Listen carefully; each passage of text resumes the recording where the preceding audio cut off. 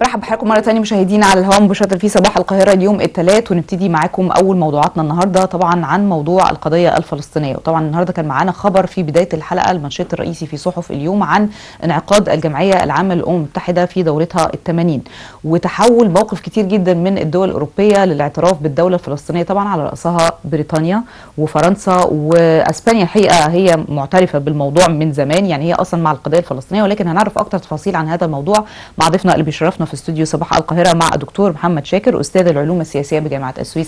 أهلا بك دكتور، صباح الخير على حضرتك. أهلا بحضرتك والسادة المشاهدين. دكتور، خلينا الأول نتكلم على القضية الفلسطينية وبدايتها، ويعني تاريخيا كده سريعا نقول اللي حصل من زمان. الفلسطينيين حصلت إيه في أرضهم من 1917 وعد بلفور، ونعرف كمان مع حضرتك موقف الدول اللي تحول كده. في ناس حتى شايفاه إنه تحول فيه قلق، عارف حضرتك برضو الناس قلقانه من التحول ده. فخلينا الاول ناخد بس القضيه الفلسطينيه ان هي قضيه قديمه، وناخد تاريخها كده سريعا مع حضرتك. طيب سريعا كده، القضيه الفلسطينيه كثير من القراء يعتقد ان القضيه الفلسطينيه بدات مع وعد بلفور 1917 في حين ان القضيه الفلسطينيه احنا كعرب وكمسلمين لابد ان نكون مقتنعين ان القضيه الفلسطينيه قضيه الامه. هي قضية ممتدة عبر قرون وليس سنوات، يعني مش بنتكلم عن القرن الماضي بس، إنما عبر قرون طويلة جدا، صراع طويل جدا ومرير جدا بين العرب وبين اليهود اللي هم ما يطلق عليهم أولاد العم. لأن الصراع نقدر نقول إن هو ممتد منذ سيدنا إبراهيم عليه السلام، والصراع اللي كان موجود بين أبينا إسماعيل و مش هنقول إسماعيل وإسحاق، لكن أبناء إسماعيل وأبناء إسحاق، والنزاع على الأرض والخلاف اللي هم أولاد العم، اللي هو إحنا وهم من الآخر. بالظبط. فالخلاف قديم جدا. نيجي للقرن قبل الماضي ده، بداية تأسيس الحركة الصهيونية وهرتزل وقواعد وإرساء الحركة الصهيونية. وهرتزل اقترح عدد من المناطق أو عدد من الدول تقام فيها دولة إسرائيل، ودي كانت معروضة على الحكومة البريطانية في ذلك الوقت، وهي التي كانت مهيمنة على العالم. صحيح. العرض ده كان فيه فلسطين واحدة من 3 اقتراحات، كان فيه الأرجنتين وفيه حاجة تانية. فالحقيقة إن ده كان مجرد للعرض والدعاية، إن احنا مش مركزين على فلسطين، لكن الفكرة الأساسية بالنسبة لهم بالنسبة لهم أرض الميعاد.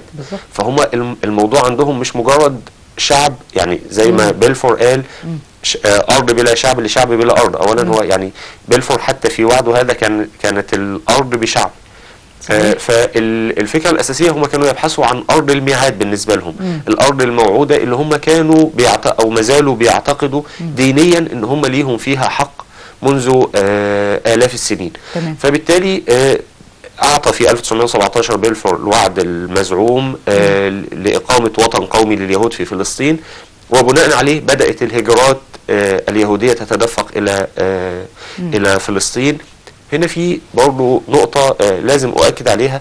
بعض الشائعات، بعض المعارضين بيقولوا إن الفلسطينيين باعوا أراضيهم. لا يا جماعة، الفلسطينيين قاموا بالثورة الكبرى في عام 1936، ودي راح ضحيتها آلاف من البشر الفلسطينيين. فالفلسطينيين لم يبيعوا الأرض. كل ما هنالك المحتل ده محتل دخل متدفق بسلاح غصبا، ابتدى ينتزع أراضي، ابتدى يرتكب مجازر. فكان من الطبيعي جدا ان في بعض القرى والمدن اهاليها تهجرها. صحيح. هيعملوا ايه؟ بالظبط. هم عزة المفهوم نفس اللي بيحصل دلوقتي امام مرأى ومسمع من العالم كله. يعني هل يتوقع مثلا ان احنا نيجي بعد 50 سنة نقول اهل غزة هم اللي بقوا ازاي؟ بالظبط. فبالتالي نفس ما يرتكب اليوم هو ما كان يرتكب بالامس، لكن الامس ما كانش فيه تغطيه اعلاميه واسعه زي دلوقتي، ما كانش فيه قدرات اعلاميه تغطي الاحداث الجاريه. لكن الفلسطينيين لم يتنازلوا عن الارض، وما زالوا حتى اليوم يدافعوا عن ارضهم بكل قوه وكثافه. طبعا جرت الاحداث منذ عام 1917 مرورا ب 36 الثوره الكبرى، 48 دخول الجيوش العربيه لتحرير فلسطين، ثم الهزيمه العربيه اللي كانت في 48، 56 العدوان الثلاثي على مصر، أثرت على المنطقة كلها. أثرت طبعا على المنطقة كلها. 67 اعتداء على عدد من الدول العربية، احتلال مساحات أكبر من الأراضي الفلسطينية اللي ما زلنا لحد النهارده بنقول الاعتراف بالدولة الفلسطينية على حدود 67. فاحنا صحيح. كأن 67 بالنسبة لنا كانت حرفيا مش نكبة بس على مصر، انما نكبة على على العرب كل. وهضبة الجولان بالظبط. احتلال مساحات شاسعة جدا من الأراضي العربية بما فيها أرض سيناء. استطاعت مصر في 73 انها تحرر أرضها. يعني بداية من 73 استطعنا تحرير الأرض. مصر خرجت من المعادلة الصراعية في ذلك التوقيت، لكنها لم تخرج من القضية الفلسطينية. تمام. مصر حتى اليوم هي طرف فاعل وقوي جدا في القضية الفلسطينية. صحيح. ومش هقول ان ما يحدث الآن يثبت، هو كل ما يحدث من تطورات في خلال أو في المشهد في خلال الفترة اللي فاتت بيثبت تماما ان مصر لم تخرج من القضية مطلقا. بالزبط. وإنما مصر كانت تلعب سياسة. صحيح. مصر كانت وقعت في اتفاقية سلام. في فرق بين السياسة وإني أدخل عسكريا أو صحيح. بالظبط. لكن لما اقتضت الحاجة والواقع تغير في الآونة الأخيرة، مصر أبدت صراحة استعدادها لكل شيء. صحيح. وقالت إن كل الخيارات مطروحة إذا هيتم تهديد الأمن القومي المصري، إذا هيتم محاولة حل القضية الفلسطينية حلول على غير رغبة الفلسطينيين بفكرة التهجير القسري سواء لمصر أو للأردن. مصر رفضت ده رفض قاطع. فكان هنا الدور المصري يتجسد بقوة، رغم أن كثير من المغرضين من الكارهين لمصر والحاقدين عليها كانوا كل شوية افتحوا يا مصاروة الباب بنفس تعبيرهم. صحيح. يا مصاروة افتحوا المعبر لدخول المساعدات، لأن مصر لم تغلق المعبر لدخول المساعدات. صحيح. مصر دائما ما كانت فاتحة المعبر وبتقول المعبر له بابين. صحيح. باب عندنا، باب هناك. باب عندهم. فاحنا لو فتحنا الباب من هنا وهم قفلوا من هناك هيصطادوا المساعدات وهي داخله. صحيح. مصر هي اللي بتضغط على العالم كله. ومع ذلك هنلاقي ان بعض المغرضين الكارهين للدولة المصرية والقيادة المصرية دايما بيتكلموا في فكرة افتحوا المعبر وكأن مصر هي التي تغلق المعبر، محاولة تشويه مصر. يعني أنا ما شفتش في حدث بمثل هذا الحجم إنه يحصل قبل كده. يعني حصل قبل كده إن نفاجئ بان الناس كلها سايبه اسرائيل بتضرب في غزه وبتهاجم مصر، لدرجه ان احنا فوجئنا بحاجه ما كانت تخطر على بال احد. مظاهرات في تل ابيب امام السفاره المصريه، وكأن مش تل ابيب هي اللي بتهاجم انما السفاره المصريه او المصريين هم اللي بيهاجموا. حاجات عجيبه يعني. فده تطور قضيه بشكل سريع. هو العالم بقى كده بقى في، يعني انا اسفه طبعا في اللفظ، بس في بقى من البجاحه السياسيه بتحصل في العالم كله غريبه، اللي هو انا اخدت ارضك. يعني مثلا كان في فيديو مشهور جدا لواحد اسرائيلي داخل على سيده في منزلها في الحديقه بتاعتها وبيسرق الزرع وبيسرق الثمار، فبتقول له انت بتسرق. ده مشهور الفيديو ده. قال ما انا لو ما سرقتش في غيري هيجي يسرق. يعني شوف حضرتك الشعب الاسرائيلي يعني مش هقول شعب اسرائيلي، هي اسرائيل دايما احنا بنعلم الصهيونيه. هي الدوله الاسرائيليه كلها دوله شعبها جيش وجيشها شعب. الدولة بكاملها مسلحة ومهيئة للقتال. فبالتالي الشعب الإسرائيلي أو الجيش الإسرائيلي كله بيرتكب من الحماقات، بعيدا عن أن في بعض الأصوات بتطلع من باب تهدئة الرأي العام العربي أو تهدئة الرأي العام الإسلامي، بتقول أن يا جماعة اللي بيحصل في إسرائيل، اللي بيحصل من الحكومة الإسرائيلية وده يمين متطرف وإلى آخره. لكن الشعب الإسرائيلي كله شعب متطرف بالفطرة. بالظبط. بيعلموا الأطفال كره للعرب بشكل غير عادي، بشكل قوي جدا. كراهة العرب. يعني خلينا هنا برضو احنا للأسف احنا أخرجنا المعادلة الدينية من الموضوع. الدين نفسه بيقول لنا ان اليهودي بيكره المسلم ايا كان. في حديث لرسول الله صلى الله عليه وسلم بيقول ما اختلى يهودي بمسلم إلا وفكر في قتله. فاحنا للأسف الموضوع عقائدي بحت. بالظبط، عقائدي بحت. وللأسف هم نفسهم مصرين على انهم يظهروا الجانب العقدي في الصراع. واحنا لا، احنا لا. ما من مائدة مفاوضات بتحصل بين العرب أو بين المسلمين وبين إسرائيل إلا ويقال فيها الاعتراف بيهودية الدولة. فيهودية الدولة ده احنا هنا مش بنتكلم عن دولة مدنية، احنا بنتكلم عن دولة دينية بتطالب الآخرين بقبولها كما هي. فبالتالي هم مصرين على الدولة الدينية، في حين ان العرب بيحاولوا حتى إخراج الدين من المفاوضات، إخراج الدين من المشهد. لأنه ده الواقع الإسرائيلي. بالظبط. طيب ليه ليه هم ما يعيشوش في سلام؟ يعني ليه العقيدة اليهودية ما يعيشوش مع دول الجوار في سلام؟ هم ما يعرفوش السلام إلا في حالة واحدة، وده برضو اللي دايما بنؤكد عليه، ان اليهود لا يعرف السلام إلا في حالة ان هو الأضعف. اذا كان هو الاضعف، وده اللي حصل مع مصر في السنوات اللي فاتت. هم صحيح. ما دخلوش مع مصر في سلام الا لما كانت مصر هم ذات يد قويه. صحيح. وده لخصه كلام الرئيس الراحل السادات لما قال بصراحه كده: بعد ان اصبح للوطن درع وسيف. فهم لا يعرفوا الا اذا كان للدوله درع وسيف، فهم بيخضعوا للسلام ويبتدوا يفكروا في السلام وازاي نبدا في معاهدات سلام وخلافه. اما ان شعروا باي ضعف، وده بالمناسبه برضه هو ما يرضعهم الان. هم النهارده بيتكلموا بقوه عن ان هم عايزين يهجروا الفلسطينيين لمصر، لكن الموقف المصري الراسخ، القياده السياسيه والقوات المسلحه المصريه، وقفه القوات المسلحه المصريه على حدود مصر، ورفض قاطع ولا كل قبول شويه لترامب والولايات المتحده الامريكيه الحقوا ولا قبول للمساومه. يعني مصر سومت كثيرا في الفتره اللي فاتت. صحيح. على ملفات كثيره قوي، من ضمنها سد النهضه، ديرونتو سد النهضه، من ضمنها اتفاقيه الغاز، من ضمنها تسويه الديون. كل هذه الملفات مصر يعني مش هنقول ضربت بها عرض الحائط، انما مصر اصرت على موقفها ان القرار السياسي في مصر يصنع في مصر وليس خارجها.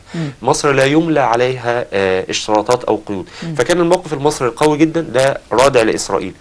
وخلينا نكون واضحين، لو ان الموقف المصري قوي جدا وهو موقف فقط دون تحركات على ارض الميدان، لكانت اسرائيل انتهكت اتفاقيه السلام منذ زمن. صحيح.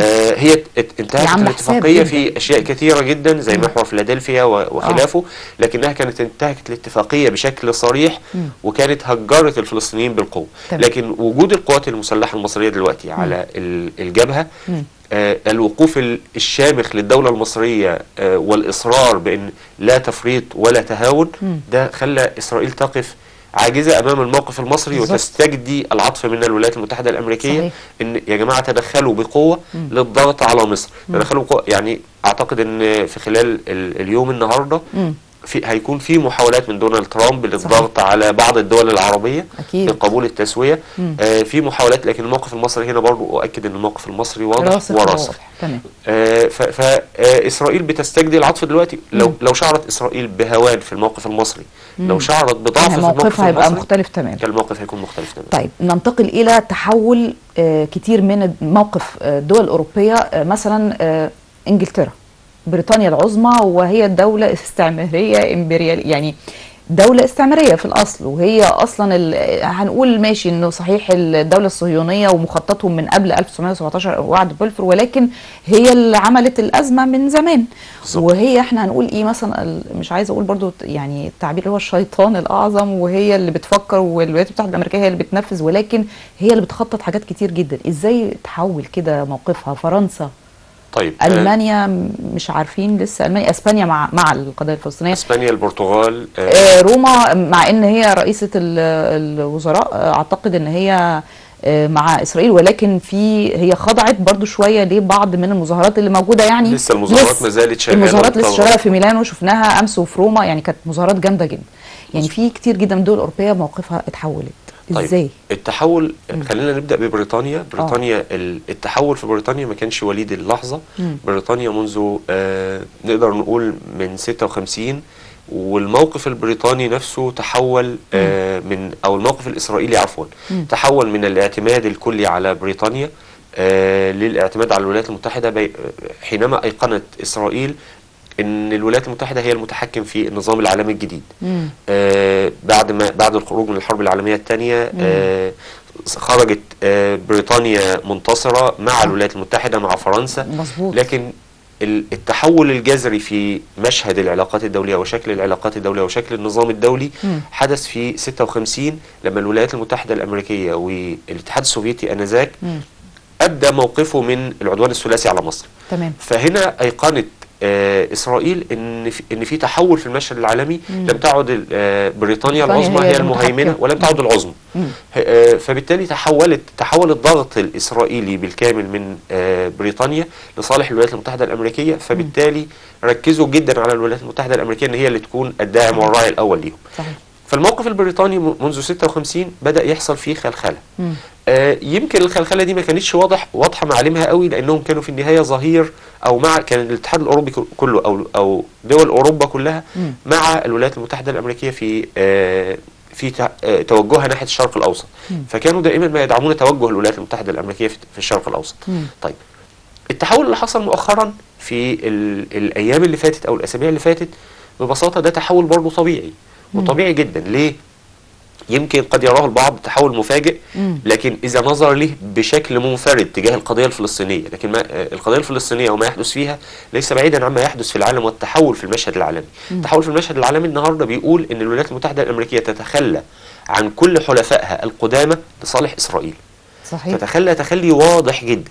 الولايات المتحدة الأمريكية تخلت عن أوكرانيا لصالح إسرائيل. وقيل ان في اتفاق ضمني حدث ما بين الولايات المتحده الامريكيه وروسيا لما رئيس بوتين راح الاسكا بالظبط. اطلقوا اليد اطلقوا يدكم في اوكرانيا زي ما انتم عايزين وخلصوها بالشكل اللي انتم عايزينه، وسيبوا اسرائيل، ما تعترضوش على تحركات اسرائيل في الشرق الاوسط. سيبوا ايران، سيبوا موقف ايران، ما توقفوش جنب ايران، سيبوا اسرائيل تنتشر في الشرق الاوسط كيفما شاء. فقيل الكلام ده مقابل اوكرانيا. مقابل اوكرانيا. طيب البديل بعد اوكرانيا الاتحاد الاوروبي. التوسع القادم، وفي بعض التقارير اللي خرجت بتقول ان لن تكتفي روسيا باوكرانيا، روسيا ستنتشر. برضه تقريبا في بولندا حصل فيها حاجه مسيرات او حاجه زي كده في اختراقات وفي بعض الدول ابتدت تؤيد. لكن المشهد مش بس مجموعه من المسيرات، 10 مسيرات ولا 100 مسير، لا، الطموح الروسي لن يقف عند حد ان احنا عايزين بس اوكرانيا. الطموح الروسي سيمتد. وفي بعض التقارير اللي طلعت من فرنسا نفسها بتقول ان فرنسا بتجهز مستشفياتها، ان على مارس المقبل هيكون في آلاف المصابين، الجرحى المصابين من عمليات عسكريه. فده يبين ان اوروبا نفسها ابتدت تتهيأ نفسيا ان فيه خصم جاي من ناحيه الشرق، والغرب لن يقف بجانبها. هنا اقصد بالغرب الجانب الغربي اللي هو الولايات المتحده الامريكيه. فالولايات المتحده الامريكيه تخلت عن اوروبا بشكل صريح لصالح اسرائيل. في بعض التقارير اللي خرجت من يومين 2 بس بتتكلم عن ان في بعض الاتفاقيات اللي بتحصل او المساومات اللي بتحصل ما بين امريكا والصين بشأن تايوان. ما تدعموش الشرق الاوسط واحنا هنسيبكم تطلقوا اليد في تايوان. ما تدعموش الدول الحليفه لكم في الشرق الاوسط واحنا هنغض الطرف عن تايوان. فالمشهد العالمي كله. تايوان مهمه جدا لامريكا ازاي؟ ومع ذلك في بعض التقارير اللي خرجت لسه من يومين بس بتتكلم عن ده، بتتكلم عن ان في مساومات بتحصل دلوقتي، وان قد تكون على وشك الحدوث، يعني ان تتم الصفقه بالفعل. فكل اللي بيحصل ده يؤكد ان في تحول في المشهد العالمي. صحيح. بيشير الى انكماش كبير جدا في الدور الامريكي في مقابل توسع في الدور الصيني، توسع في الدور خلينا نقول الشرق، دول الشرق، الصين وروسيا بيتوسعوا بشكل قوي جدا. زي مثلا يعني اللي هو تحالف بريكس ده. بالظبط. التوسع اللي بيحصل لا مش بس التحالفات الاقتصاديه، انا بتكلم كمان عن سياسيا وعسكريا. الصين بتعلن من اسبوع بس ان احنا جيشنا قادر على الخروج خارج حدود الصين، وده لاول مره تعلنه الصين. فالانكماش الامريكي، كوريا الجنوبيه واليابان دلوقتي برضو عندهم مشاكل مع الصين. يعني كل المشهد العالمي الملتبس ده بيؤكد ليه او بيبين لنا ليه دول اوروبا، مش بس الاتحاد الاوروبي انما دول اوروبا بالكامل. بريطانيا ما هياش اتحاد اوروبي، خرجت من الاتحاد الاوروبي، لكنها ما زالت تدرك الخطر من التوسع الروسي او الامتداد الروسي او الطموح الروسي اللي وارد جدا ان هو يكون في خلال شهور بسيطه جدا انه يحصل امتداد. فبالتالي بدا يعني، واعتقد ان هو ده السبب الاول لخروج دول اوروبا من تحت المظله الامريكيه دلوقتي في واعترافها بدوله فلسطين. طيب هل ده بس السبب الوحيد؟ لا، احنا عندنا برضو اسباب تانية لا يمكن ان احنا نغفلها. يعني الفتره اللي فاتت الضغوط الشعبيه كانت قوية جدا فعلا؟ طبعا كانت قوية جدا. نقدر نقول هنا ان في بعض الدول العربية وعلى رأسها مصر، لان الضغوط الشعبية، وهنا مصر لا اتحدث فقط عن الحكومة والقيادة السياسية، انما بتكلم عن الشعب المصري، الحكومة والقيادة والشعب المصري طبعا. الشعب المصري عمل حملة قوية جدا على السوشيال ميديا، استطاعت انها تغير وجهة نظر العالم حول القضية الفلسطينية. نقدر نقول ان اسرائيل فقدت الظهير الشعبي العالمي والصورة النمطية اللي كانت رسمها لنفسها على مستوى العالم لسنوات، ان هي الدولة المستضعفة في الشرق الاوسط، هي واحة الديمقراطية، هي راعية لحقوق الانسان. كل ده انهار بشكل سريع جدا من بعد 7 اكتوبر، خاصه انها اعتدت على 7 دول محيطه بيها. فبالتالي 200,000 تقريبا معظمهم من سيدات واطفال بالظبط. عزل ده قيل في بعض التقارير الاسرائيليه نفسها ان من كل 6 قتلى في واحد بس من المقاومه، وفيه 5 وده رقم كارثي، يعني نقدر نعتبره ان ده كارثه انسانيه حقيقيه طبعا. فبالتالي الضغط العالمي اللي حققته، مش هقول هنا برضو الدولة المصرية فقط، زي ما بقول هي الدولة حكومة وشعبا، بالإضافة طبعا لكثير من العرب، من الشعوب العربية، بالإضافة لبعض الدول العربية المساندة للقضية الفلسطينية، حكومات الدول العربية، يعني ما فعلته السعودية في الفترة الماضية برضو كان له دور ملحوظ وقوي جدا، وده سبب ثالث أقدر أقول إن الدبلوماسية النشطة جدا للدولة المصرية لما تضافرت مع الدبلوماسية السعودية قدروا انهم ينتزعوا اعترافات سريعة جدا من كثير من الدول الأوروبية وغير الأوروبية. يعني احنا عندنا استراليا اعترفت وكندا اعترفت، كل دي دول لان هم تابعين برضو لبريطانيا كانت تحت المظلة الغربية بشكل دائم، كانت دائما ما تؤيد ما يقوله الغرب. النهارده لما يتم التحول بالشكل الجذري ده، فده احنا مش بنقول ان هو تحول فجائي، انما تحول جذري من اقصى اليسار لاقصى اليمين.